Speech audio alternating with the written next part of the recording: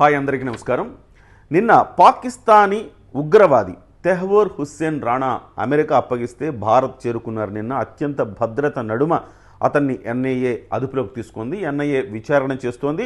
ఏ రకంగా దీని వెనుకున్న పెద్దలెవరు, ఎంత మీకు ముట్టింది, ఏ రకమైన ఒప్పందాలు జరిగినాయి అన్న అంశాల మీద విచారణ అయితే గట్టిగానే జరుగుతోంది. అయితే దీనంతటికీ అసలు సిసలు సూత్రధారి ఎవరు అంటే డేవిడ్ కోల్మన్ హెడ్లీ. ఇతన్ని అప్పగించడానికి మాత్రం అమెరికా ప్రభుత్వం నిరాకరిస్తోంది. దానికి కారణం నిన్ననే మనం ఒక వీడియోలో చెప్పుకున్నాం. అతను అమెరికా ఎఫ్బిఐకి ఇటు ఐఎస్ఐకి అతను ఇన్ఫార్మర్గా ఉండటం కారణంగా ఆ దేశ ఎస్పెషల్లీ అమెరికా విషయాలు ఏమైనా బయటకు పొక్కుతాయన్న ఉద్దేశం అదొకటి. తర్వాత అతను అప్రూవర్గా మారడం అనేది ఒకటి. ఈ రెండింటి కారణంగా అతను ఒప్పందం చేసుకోవటం కారణంగా భారత్కి అప్పగించవద్దు, నేను అప్రూవర్గా మారతాను అని అతను చెప్పడం కారణంగా అతన్ని భారత్కి అప్పగించట్ల ఆ ఒప్పందంలో భాగంగా. అయితే అసలు ఈ డేవిడ్ కోల్మన్ హెడ్లీ అనే వ్యక్తి వాస్తవానికి ఆ పేరు చూస్తే మనకు క్రిస్టియన్ లాగా ఉంటుంది కదా. అలాంటి క్రిస్టియన్కి భారతదేశం మీద ఎందుకంత పగ, ప్రతీకారం? ఎందుకు అతను లష్కరే తయ్యబాతో చేతులు కలిపాడు? అతను వెనుకున్న బ్యాక్గ్రౌండ్ స్టోరీ ఏంటి? దాని గురించి అందరికీ ఆసక్తి కలుగుతోంది. డెఫినెట్గా దాని గురించి మనం చెప్పుకుందాం డీటెయిల్డ్గా. అయితే అంతకంటే ముందు ఛానల్ని మీరు సబ్స్క్రైబ్ చేయండి. ఇలాంటి కొత్త విషయాలని మీ ముందుకు తీసుకొచ్చే ప్రయత్నం చేస్తాను. మీకు దీని పట్ల అవగాహన కల్పించే ప్రయత్నం చేస్తాను. అయితే పొలిటికల్గా పవన్ కళ్యాణ్, జనసేన వీటికి సంబంధించిన అంశాలు కొనసాగుతూనే ఉంటాయి. కొత్త ప్రేక్షకుల్ని మనం ఆకట్టుకోవాలంటే, కొత్తగా మనకు సబ్స్క్రిప్షన్స్ పెరగాలంటే డెఫినెట్గా అన్ని అంశాలను టచ్ చేయవలసిన అవసరం ఉంది. సో అందులో భాగంగా అన్ని విషయాల పట్ల అవగాహన కల్పించే ప్రయత్నం చేస్తాను. దయచేసి సబ్స్క్రైబ్ చేయండి ఛానల్ని. సో డేవిడ్ కోల్మన్ హెడ్లీ ఇతను పాకిస్తానీ అమెరికన్. ఇతని పేరుకేనేమో క్రిస్టియను, కానీ మొత్తం బాడీ, ఆత్మ అంతా కూడా ఇస్లాంలోనే ఉంది. ఎట్లా అంటే వాళ్ళ నాన్నగారి పేరు సయీద్ సలీం గిలానీ. ఇతను ఒక అమెరికన్ అమ్మాయిని పెళ్లి చేసుకున్నాడు. ఆవిడ పేరు అలైస్ సెరిల్ హెడ్లీ. ఇది అయితే ఈ సయీద్ సలీం గిలానీ పాకిస్తానీ దౌత్యవేత్తగా అమెరికాలో ఉంటున్నప్పుడు అమెరికాలో పాకిస్తానీ దౌత్య కార్యాలయాల్లో ఈ అమ్మాయి అలైస్ సెరిల్ హెడ్లీ అనే ఆవిడ అక్కడ సెక్రటరీగా పనిచేసేది. అక్కడ వీళ్ళిద్దరికి మధ్య ప్రేమ చిగురించడం, ఇద్దరు పెళ్లి చేసుకున్నారు. ఆ పెళ్లి చేసుకున్న తర్వాత ఇతను డేవిడ్ కోల్మన్ హెడ్లీ పుట్టాడు. పుట్టిన తర్వాత వాళ్ళ కుటుంబం అక్కడి నుంచి లాహోర్కి షిఫ్ట్ అయిపోయింది. 1960లో డేవిడ్ కోల్మన్ హెడ్లీ పుట్టాడు. ఆ తర్వాత అనతి కాలంలోనే వాళ్ళ ఫ్యామిలీ లాహోర్కు షిఫ్ట్ అయిపోయింది.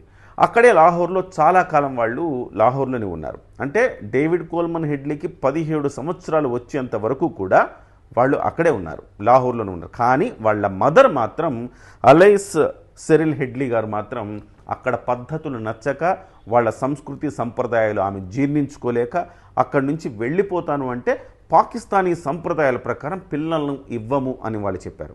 తద్వారా డేవిడ్ హెడ్లీని ఇక్కడే వదిలేసి ఆమె అమెరికా తిరిగి వెళ్ళిపోయారు. అక్కడ మళ్ళీ ఆమె వేరే పెళ్లి చేసుకున్నారు, అది వేరే కథ. అయితే ఈ డేవిడ్ కోల్మన్ హెడ్లీ వాళ్ళ నాన్నగారితో పాటు పెరిగి పెద్దవాడయ్యాడు. 17 ఏళ్ళు 18 ఏళ్ళు వచ్చేంత వరకు కూడా పాకిస్తాన్లోనే చదువుకున్నాడు. అతను తన 8వ తరగతి నుంచి కూడా అతను CCH అని cadet college of Hasan Abdal, ఈ కాలేజీలో అతను ఆర్మీ స్కూల్ అనమాట. ఈ ఆర్మీ స్కూల్లో అతను చదువుకున్నాడు 8వ తరగతి నుంచి 12వ తరగతి వరకు.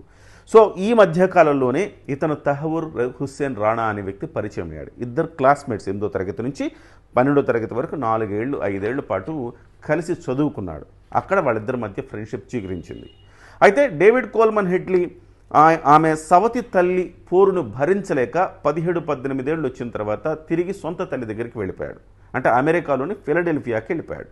వెళ్ళిపోయి వాళ్ళ అమ్మతోనే ఉంటూ అక్కడే కాస్త డిగ్రీ ఏదో చదివే ప్రయత్నం చేశాడు. వాళ్ళ అమ్మతోనే, వాళ్ళ అమ్మ మెయింటైన్ చేసే ఒక పబ్లో అతను పనిచేసేవాడు. ఆ రకంగా ఉంటూ వచ్చాడు. ఆ తర్వాత కొన్నాళ్లకు అతను అమెరికాలో హెరాయిన్, అంటే ఆ వస్తూ పోతూ ఉండేవాడు. పాకిస్తాన్, ఆఫ్ఘనిస్తాన్లో హెరాయిన్ ఎక్కువగా ఉత్పత్తి అయ్యేది. ఈ హెరాయిన్ని అమెరికాకు ఎక్స్పోర్ట్ చేసేవాడు. అమెరికాకు తీసుకెళ్ళేవాడు, 1-2 కిలోలు అట్లా తీసుకెళ్ళి అతను పెద్ద డ్రగ్ పెడలర్ అయ్యాడు. అక్కడ అమెరికాలో చాలామందికి ఈ హెరాయిన్, ఈ డ్రగ్స్ అమ్మేవాడు. ఈ అమ్ముతున్న క్రమంలో అతన్ని అమెరికా పోలీసులు ఒకసారి అరెస్ట్ చేశారు. అరెస్ట్ చేసిన తర్వాత అతను అరెస్ట్ అయిన తర్వాత అతను తన పార్ట్నర్స్ అందరి గురించిన వివరాలు చెప్పి అప్రూవర్గా మారడంతో, ఆ రోజు కూడా అతను అప్రూవర్గా మారాడు. అతన్ని ఎప్పుడైతే పట్టుకుంటారో అతనితో పాటు పనిచేసిన వాళ్ళ వివరాలన్నీ అప్పగించేసి తనైతే మంచివాడైపోయే ప్రయత్నం చేస్తూ ఉంటాడు. సో అక్కడ అప్పగించేసిన తర్వాత అమెరికా అతనికి ఒక ఆఫర్ ఇచ్చింది. శిక్షాకాలం అంతా ఒక 4 ఏళ్ళు శిక్షాకాలం ఉన్నది. ఈ 4 ఏళ్ళ శిక్షాకాలం అంతా ముగిసిన తర్వాత ఒక ఆఫర్ ఇచ్చింది అమెరికా. ఏంటంటే ఇలాంటి డ్రగ్ పెడ్లర్స్ ఎవరెవరు ఉన్నారో వాళ్ళందరినీ మాకు పట్టించు అని చెప్పి ఇన్ఫార్మర్గా ఒక ఉద్యోగం ఇచ్చిందనమాట. అంటే ఉద్యోగం అంటే ఆయన ఇన్ఫార్మర్గా ఉద్యోగం ఇచ్చిందనమాట. సో ఆ రకంగా అతను ఇటు పాకిస్తాన్లోనూ అటు అమెరికాలోనూ అటు ఇటు వెళుతూ వస్తూ ఇన్ఫార్మర్గా ఉంటూ అటు పాకిస్తాన్కి ఇన్ఫార్మర్గా, ఇటు అంటే పాకిస్తాన్ ఐఎస్ఐకి కూడా ఇతను ఇన్ఫార్మర్గా మారారు. ఆ తర్వాత ఇటు ఎఫ్బిఐకి కూడా ఇన్ఫార్మర్గా మారారు. ఒకళ్ళకి తెలియకుండా ఒకళ్ళకి ఇతను ఇన్ఫర్మేషన్ షేర్ చేస్తూ, సో అదే సమయంలో డ్రగ్స్ బిజినెస్ మాత్రం వదలకుండా చేస్తూ ₹4 సంపాదించిన తర్వాత ఒక దశకు వచ్చిన తర్వాత అతనికి పూర్తిగా ఇస్లాంలోకి పూర్తిగా మారాలని, అప్పటి వరకు అతని పేరేంటంటే ఇక్కడ చాలా కీలకమైన విషయాన్ని మనం గమనించాలి. అతని పేరు దావూద్ సయ్యద్ గిలానీ. చిన్నప్పుడు వాళ్ళ అమ్మా నాన్న పెట్టిన పేరు దావూద్ సయ్యద్ గిలానీ. వాళ్ళ నాన్న పేరు ఇంతకుముందు చెప్పుకున్నాం సయీద్ సలీం గిలానీ. అయితే ఈ దావూద్ సయీద్ గిలానీగా అప్పటి వరకున్న అతను ఆ తర్వాత సంపూర్ణంగా పూర్తిగా అతను ఇస్లాంలోకి డివోటీగా మారిపోయి పాకిస్తాన్ వచ్చి ఒక అమ్మాయిని పెళ్లి చేసుకొని ఇంకా అక్కడే లష్కర్-ఏ తయ్యబాలో జాయిన్ అయిపోయాడు. లష్కర్-ఏ తయ్యబాలో 2002 నుంచి 2005 వరకు పూర్తి స్థాయిలో శిక్షణ పొందాడు. ఎందుకు ఇంత కోపం ఇతనికి భారతదేశం మీద అంటే అతను చదువుకునే రోజుల్లో 1971 అంటే అతను 11 ఏళ్ల వయసులో, అంటే అప్పటికి అతను 5వ తరగతి ఏమో చదువుతుండేవాడు. సో ఆ వయసులో కరాచీలో అతను చదువుతున్న పాఠశాల మీద 1971 ఇండో పాక్ వార్లో 2 బాంబులు అతని స్కూల్ మీద పడి 2 పిల్లలు చనిపోయారు. తన తోటి చదువుకునే పిల్లలు చనిపోయారు. అప్పటి నుంచి అతను భారతదేశం మీద ఒక కక్ష పెంచుకున్నాడు. చిన్నప్పటి నుంచి 10-11 ఏళ్ల వయసులోనే కక్ష పెంచుకున్నాడు. అది కూడా కాక వాళ్ళ నాన్నగారు వృత్తిరీత్యా పాకిస్తాన్ దౌత్యవేత్త కదా, ఆటోమేటిక్గా వాళ్ళ ఇంట్లో ఈ పొలిటికల్ చర్చలే నడుస్తూ ఉండేవి. కశ్మీర్ని ఎట్లా మనం పరం చేసుకోవాలి, పూర్తిగా కశ్మీర్ అంతా మనం ఎట్లా ఆక్యుపై చేయాలి, ఇలాంటి చర్చలను జరుగుతున్న వాతావరణంలో అతను పెరగటం, అదే సమయంలో పాకిస్తాన్ ఇండో వార్లో ఒక 2 బాంబులు పడి పిల్లలు చనిపోవటం, ఇవన్నీ అతని మనసులోకి చేరి ఆర్మీ స్కూల్కి అతన్ని వెళ్ళేలాగా ప్రోత్సహించే. ఆర్మీ స్కూల్లో చదువుకున్న తర్వాత ఇంకా నేను చెప్పిన అదంతా జరిగింది.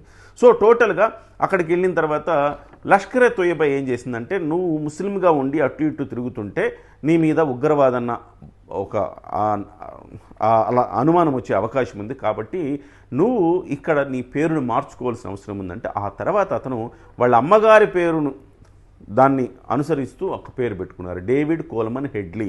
అంటే వాళ్ళ అమ్మగారు హెడ్లీ కదా, అట్లా డేవిడ్ కోల్మన్ హెడ్లీ అని పెట్టుకుని తద్వారా తన మీద అనుమానం రాకుండా, ఉగ్రవాద కార్యకలాపాలు చేస్తున్నానన్న అనుమానం లేకుండా, దావూద్ సయీద్ గిలానీ అంటే ఖచ్చితంగా అతనికి ఉగ్రవాదులతో సంబంధాలు ఉన్నాయనుకుంటారు. కాబట్టి ఈ రకంగా పేరు మార్చుకొని అతను ఈ ఉగ్రవాద కార్యకలాపాలు ప్రారంభించాడు. ఆ తర్వాత అతను 2-3 సందర్భాల్లో ఇతను పాకిస్తాన్లో, అంటే ఆ తర్వాత తెహ్వూర్ హుస్సేన్ రాణానేమో పాకిస్తాన్ ఆర్మీలో చేరి వైద్యుడిగా ఆయన పట్టా పొందిన తర్వాత పాకిస్తాన్ ఆర్మీలో చేరి కెప్టెన్గా సేవలు అందించాడు.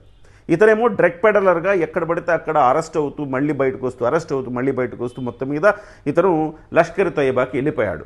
లష్కర్-ఏ తయ్యబాకి వెళ్ళిపోయిన తర్వాత 3 ఏళ్ళు అతనికి శిక్షణ ఇచ్చిన తర్వాత మళ్ళీ అతన్ని ఒక ఆపరేషన్ ఇచ్చి పంపించారు. ఏంటిదంటే ముంబైలో మారణహోమం సృష్టించాలి. అప్పుడు అతను వెళ్ళి ఇతన్ని కలిశాడు, తెహ్వూర్ హుస్సేన్ రాణాని కలిసి మన ఇద్దరం కలిసి ఆపరేషన్ మనం సక్సెస్ చేయాలనుకున్న తర్వాత, సో ఇతను ఆర్మీలో పనిచేయటం వల్ల ఆనుపానులు మొత్తం కూడా తెలుసు కాబట్టి ఏ రకంగా ఈ ఉగ్రవాదులు భారతదేశంలోకి ప్రవేశించవచ్చు, ఏ రకంగా మనం ఒక మారణహోమాన్ని సృష్టించవచ్చు అన్న అవగాహన ఇతనికి ఎక్కువగా ఉంది. కాబట్టి తెహ్వూర్ హుస్సేన్ రాణా దాని మీద ప్లానింగ్ చేయడం. తెహ్వూర్ హుస్సేన్ రాణా కూడా అంతకుముందు నుంచి కూడా ఇతనితో కలిసి, అంటే ఈ చిన్ననాటి నుంచి వీళ్ళ స్నేహం కొనసాగుతూనే ఉంది.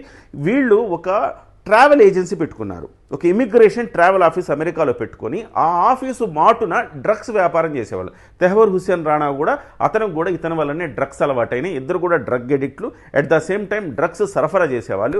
సో అమెరికాలో అతని ఆఫీసు మాటున వీళ్ళు డ్రగ్స్ సరఫరా చేసేవారు. సో తద్వారా వీళ్ళ ఫ్రెండ్షిప్ మరింత థిక్గా ఏర్పడింది.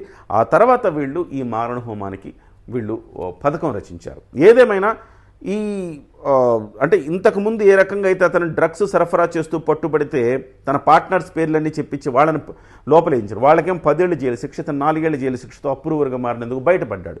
ఇలాంటి టాక్టిక్స్ ఇప్పుడు తెహ్వూర్ రాణా మీద అతను ప్రయోగించాడు. నేను అప్రూవర్గా మారతాను, తెహూర్ రానాని మీరు పట్టుకోండి, అతనికి సంబంధించి మొత్తం నేను ఆనుపనులన్నీ చెప్పేస్తానని చెప్పాడు.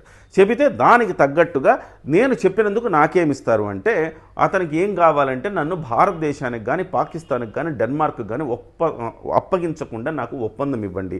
నేను చెప్పానుగా, డెన్మార్క్లో కూడా ఒక పత్రిక కార్యాలయం మీద దాడి చేయడానికి వెళుతున్న క్రమంలో వాడిని పట్టుకున్నారు. ఎందుకంటే ఆ పత్రిక మహమ్మద్ ప్రవక్తకు వ్యతిరేకంగా ఒక కార్టూన్ వేసింది కాబట్టి అతను ఆ కార్యాలయం మీద దాడి చేయడానికి వీళ్ళిద్దరూ ప్రయత్నిస్తున్న సమయంలో షికాగో ఎయిర్పోర్ట్లో వీళ్ళని అదుపులోకి తీసుకుంది అమెరికా 2009లో.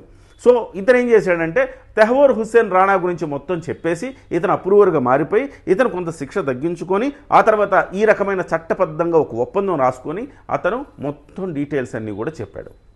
అందుకే ఇవాళ అమెరికా ఆ చట్టబద్ధమైన ఒప్పందం ఉంది కాబట్టి అమెరికా ఇవాళ అతన్ని మనకు అప్పగించలేను అంటోందనమాట.